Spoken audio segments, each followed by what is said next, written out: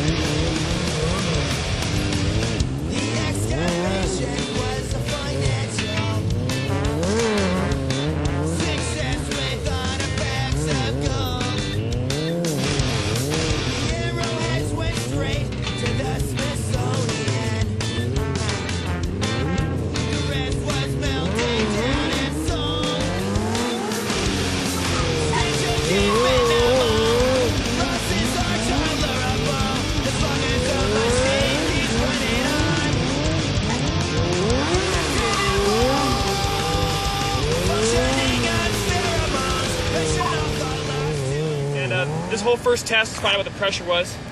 Cheap air pressure gauge, but I've been checking it with other high dollar ones and it's pretty accurate. That was all at about, I don't know if you can see that, about 52 PSI. That's the heated temperature. I started out around 49, 50 PSI. So, you know, it was good for going wide. That hard tire let me lean the bike over, but I didn't really feel comfortable with doing some of the calico whips. The bike wanted to spin the tire instead of grip, so I'm going to drop the pressure down. We're down to about 42 PSI, so we'll see how this tire reacts now. I usually run about 38 to 42. I probably won't be able to go as wide, but hopefully it'll give me some more grips on some of these faster transition tricks I like to do.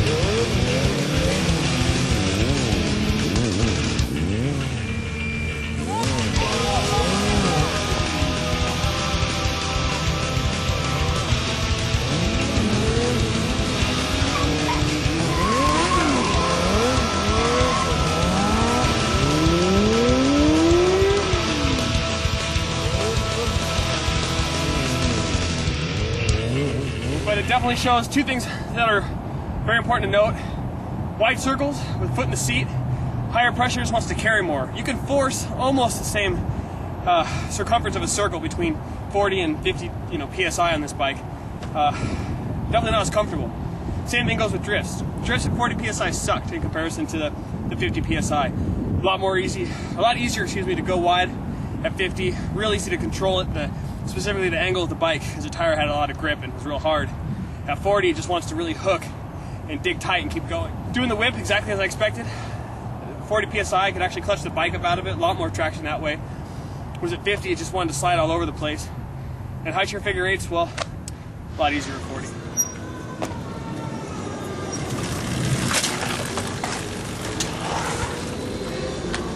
Okay, so next up to bat, hidden over there in the corner, we have the Viper Sport, which I'm actually thinking might be the best tire for what I'm trying to do. This is a dual compound tire, which actually I'm hoping is going to be exactly what I'm looking for. I'm looking for a tire that's going to allow me to go wide like I want to, yet still be able to break loose when I need it. You know, and this hopefully will be the best of all worlds for the style that I like to ride. We'll start at 54. I just tested it with a high-end Motion Pro. Being a 20-cent piece of junk that I got at Harbor Freight, this seems to be accurate for now, even though I ran it over with my truck.